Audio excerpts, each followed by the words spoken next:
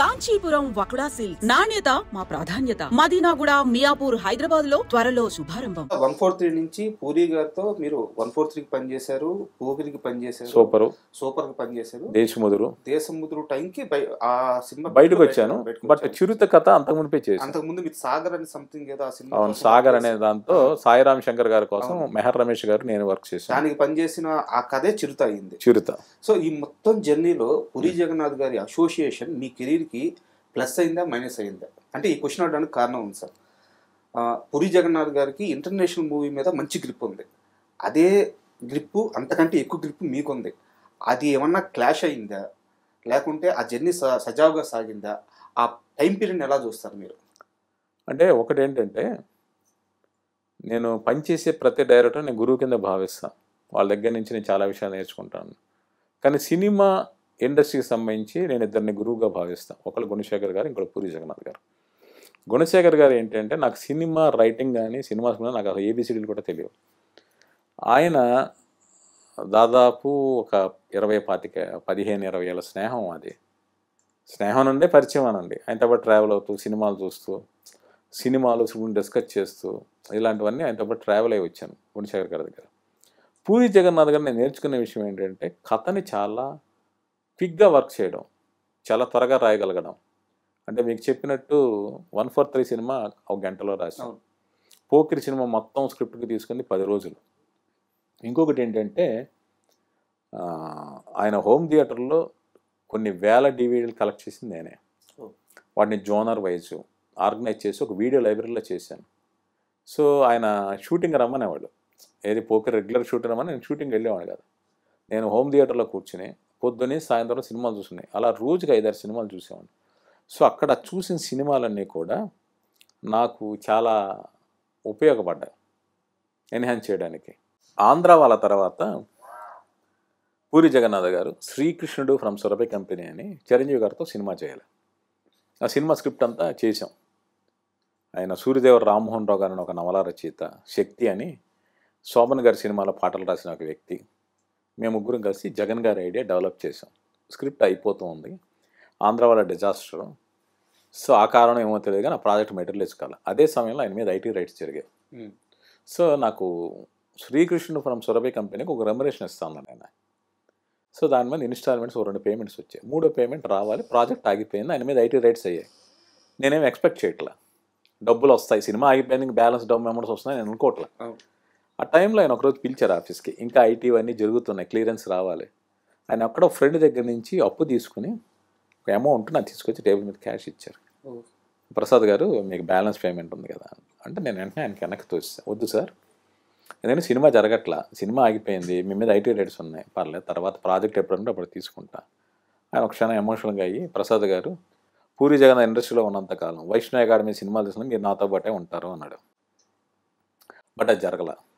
ఇండస్ట్రీలో ప్రామిసెస్ అనేవి ఏది జరగదు. బట్ అది అంటే ఉదాహరణకి 143 సినిమాకి నాకు అంతకుముందు మంత్లీ శాలరీ ఇచ్చారు. 143 సినిమాకి సెపరేట్ పేమెంట్ ఇచ్చారు, సినిమా సెపరేట్ పేమెంట్. సూపర్ సినిమాకి ఏమైందంటే Annapurna studios production house. So వాళ్ళు ఏదో పేమెంట్ ఇస్తామని వాళ్ళ ఎగ్జిక్యూటివ్ కుమార్ అని ఒక ఆయన ఉండేవాడు, మాట్లాడాడు, బట్ అది జరగల. పోకిరి సినిమాకి ఏమైందంటే, ప్రసాద్ గారు కొంచెం ఫైనాన్షియల్గా నా పరిస్థితి బాగోలేదు, సినిమా రిలీజ్ అయ్యాక మన అందరం డబ్బులు తిందాం, మీరు నెల తీసుకోండి అనేది అన్నారు. సార్ నెల ఖర్చులు తీసుకున్నాను. పోకిరి బ్లాక్ బస్టర్ అయిన తర్వాత దేశముద్ర వర్క్లో ఉన్నాను నేను. ఓకే ఈ సినిమా సెపరేట్ పేమెంట్ వస్తున్న దశలో ఆయనకి కొంచెం మిస్అండర్స్టాండింగ్స్ వచ్చాయి. అంటే అంత మంచి బాండింగ్ ఉన్నప్పుడు పోకిరి సినిమాకి టైటిల్ కార్డ్ వేయలేదని చెప్పేసి మీరు డిస్టర్బ్ అయ్యారు. అవును. అదే సమయంలో మీకు రావాల్సిన పేమెంట్ కూడా పూరి జగన్నాథ్ గారి దగ్గర నుంచే కరెక్ట్ టైంకి రాక ఫ్యామిలీ పరంగా కూడా కాస్త స్ట్రగుల్ అయ్యాను, మీ కమిట్మెంట్స్ ఫుల్ఫిల్ చేసుకోలేక. అంటే అంత మంచి రిలేషను అంటే ఎప్పుడు కూడా ఇండస్ట్రీలో ఎట్లా ఉంటుంది అంటే, రైటరు డైరెక్టర్ రిలేషన్షిప్ని హస్బెండ్ అండ్ వైఫ్ రిలేషన్షిప్ అంటారు. మీరు విడిపోవడం అనేది అంత కరెక్ట్గా అంత ప్రాపర్గా మంచి వాతావరణంలో జరగలేదు అని ఒక టాక్ ఉంది, కరెక్టేనా? అంటే ఒక మాట చెప్తున్నాను, ఒక రైటర్గా టెక్నీషియన్ అనుకుంటాం కానీ వాస్తవానికి ఒక ప్రొడ్యూసర్ దగ్గర మేమందరం వర్కర్స్. మేము మామూలు ఒళ్ళు వంచి పనిచేస్తే ఒక రకంగా చూస్తారు, మనం మైండ్తో పనిచేస్తాం కాబట్టి కొంచెం రెస్పెక్ట్ ఇస్తారు తప్పితే ఓవరాల్గా పని వాళ్ళం. అంతే. మీరు కూలీ అనండి, మేస్త్రి అనండి, ఇంకోటి అనండి, వర్కర్స్. సో వర్కర్ పట్ల బాస్ అనేవాడి బిహేవియర్ ఎప్పటి నుంచి అలా మారిపోతూ ఉంటుంది. అంటే ఇక్కడ నేను అన్నట్టు ఏంటంటే డబ్బు అనేది ఇష్యూ కాదు. అంటే ఒకటి ఏంటంటే పోకిరి సూపర్ నాకు 143 కథా సహకారం వేశారు. సూపర్ సినిమా టైటిల్స్ లేవు. అడిగితే కో డైరెక్టర్ సత్యప్రసాద్ అని ఆయన ఏమన్నాడంటే ఏదో ప్రొడక్షన్ హౌస్కి జగన్ గారికి మంచి డిస్టెన్స్ ఉన్నాయి, అందువల్ల మిస్ అయిపోయాయి అన్నాడు. సరే ఓకేలే అనుకున్నాను.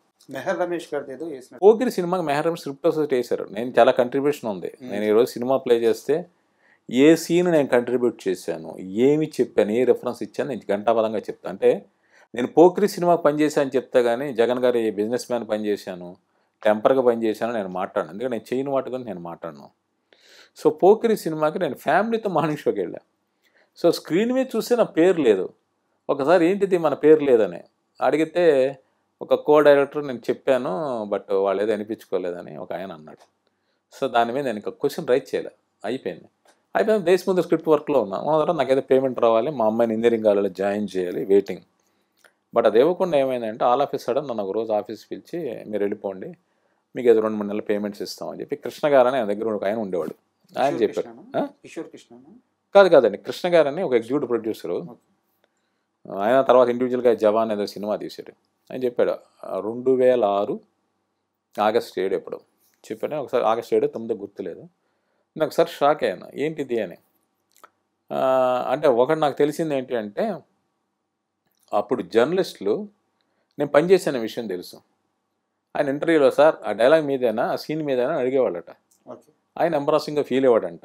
ఈ విషయం నాకు తెలియదు, ఎవరో అన్నారు. సో అది కారణమా లేదా నాకు తెలియదు, లేక అక్కడ ఎవరైనా నా గురించి వేరేలా మాట్లాడారో తెలియదు. ఏమైనా మా ఇద్దరి మధ్య బాండింగ్ కట్ అయిపోయింది. కట్ అయిపోయిన తర్వాత ఇప్పుడు చిరుత సినిమా మెహర్ రమేష్ గారి కోసం చేసింది. అలాగే బుజ్జిగాడి సినిమా కూడా మొదట నాగార్జున గారి కోసం చేసింది. లాస్ట్ సమురాయ్ అని ఒక హాలీవుడ్ మూవీ బేస్ చేసుకుని దాని మీద ఒక ఇంట్రోల్ వరకే. ఒకరిని చంపడానికి సుపారీ తీసుకొస్తాడు, అనుకోకుండా ఇడు గాయపడి వాళ్ళ ఇంట్లో నుంచి షెల్టర్ తీసుకెళ్ళి. ఇది పాయింట్. నాగార్జున కోసం చేయాలి, నాగార్జున గారి కోసం సూపర్ టైంలో అది జరగల. తర్వాత బుజ్జిగాడు అయింది. సో అలాగే జ్యోతిలక్ష్మి మల్లాది గారి నవల మిసెస్ పరాంకుశం, ఆ స్క్రిప్ట్ కూడా నేను ముందే వర్క్ చేశాను. అలా కొన్ని స్క్రిప్ట్లు వర్క్ చేశాను. ఆ తర్వాత ఏంటంటే ఇక్కడ ఇండస్ట్రీలో ఏది శాశ్వతం కాదు. సో అది అయిపోయింది. అక్కడి నుంచి మెహర్ రమేష్ గారితో పాటు మిగిలిన ఇండివిజువల్గా ట్రావెల్ చేశాను.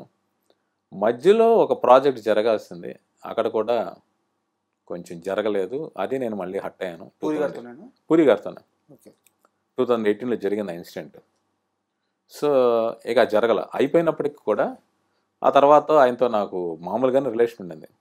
మొన్న లైగర్ రిలీజ్ ముందు కూడా నేను పూరి జగన్నాథ్ గారి కోసం వాళ్ళ అబ్బాయి ఆకాష్ గారి కోసం కథ చేశాను. నేను చేసి అంటే ఫాదర్ ఒక తండ్రి కొడుకులు కదా, ఫాదర్గా జగన్ గారు చేయాలి, కొడుకుగా వాళ్ళ అబ్బాయి ఆకాష్ చేయాలి. చేసి నేను ఆయనకి ఫోన్ చేశాను, ఇలా చేశాను సార్ కథ, మీరు వినండి. నేను యాక్టర్ ఏంటండి ప్రసాద్ గారు వదిలేను అన్న. కాదు సార్ మీరు వినండి అది ఇది అని చెప్పాను.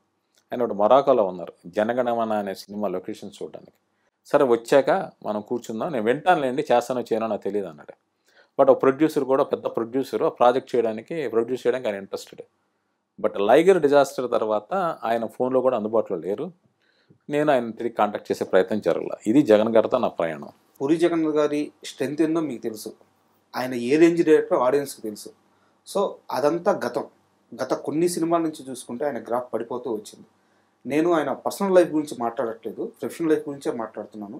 ఇప్పుడు ఆయన ఉన్న సిచ్యువేషన్ నుంచి మళ్ళీ బౌన్స్ బ్యాక్ అయ్యి ఇదిరా పూరి సినిమా అనే స్థాయి సినిమా మళ్ళీ తీయగలరంటారు?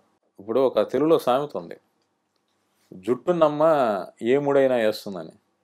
సో మనలో ఒక క్రియేటివిటీ టాలెంట్ ఉంటే ఏమైనా చేయొచ్చు.